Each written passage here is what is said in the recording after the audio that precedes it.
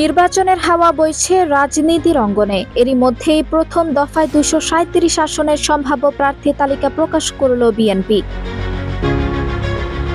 তবে তালিকায় নবীন মুখের সংখ্যা কম, প্রবীণদের উপরই বেশি আস্থা রেখেছে দলটি। ঘোষিত তালিকায় তরুণ প্রার্থী মাত্র ১৩ জন। নির্বাচন সামনে রেখে প্রার্থী হিসেবে শতাধিক আসনে তরুণরা দীর্ঘদিন ধরে প্রচার চালিয়ে যাচ্ছিলেন।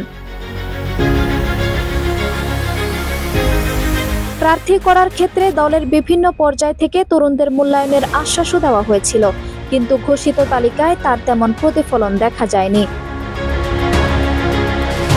তরুণদের মধ্যে যশোর ৬ আসনে ছাত্রদলের সাবেক সভাপতি কাজী রওনকুল ইসলাম শ্রাবণ।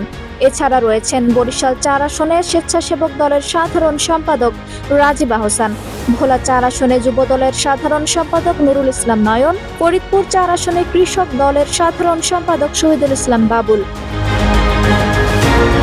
গোপালগঞ্জ ১ আসনে সেলিমুজ্জামান সেলিম, চট্টগ্রাম ৫ আসনে মীর হেলাল, চট্টগ্রাম ৭ আসনে রয়েছে প্রয়াত সালাউদ্দিন কাদের চৌধুরীর ছোট ছেলে হুম্মাম কাদের চৌধুরী, ঢাকা ৪ আসনে তানভীর আহমেদ রবিন, ঢাকা ৬ আসনে ইশরাক হোসেন, ঢাকা ১৬ আসনে আমিনুল হক, নওগাঁ ৩ আসনে রয়েছে ফজলে হুদা বাবুল, কুষ্টিয়া ২ আসনে রাগিব রৌফ চৌধুরী ও কিশোরগঞ্জ ৬ আসনে রয়েছে শরীফুল আলম।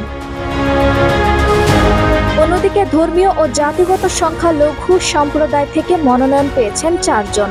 ঢাকা ৩ আসনে গয়েশ্বর চন্দ্র রায়, মাগুরা ২-এ নিতাই রায় চৌধুরী, রাঙামাটিতে দীপেন দেওয়ান আর বান্দরবনে রয়েছে সাচিন কু।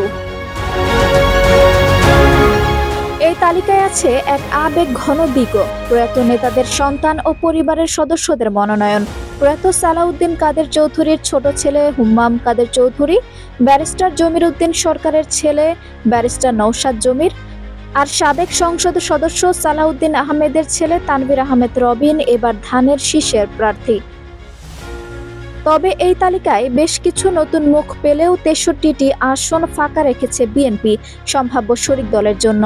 নির্বাচনের মাঠে এবার আওয়ামী লীগ না থাকায় প্রধান প্রতিদ্বন্দ্বী হিসেবে জামায়াতে ইসলামীকেই দেখছে বিএনপি।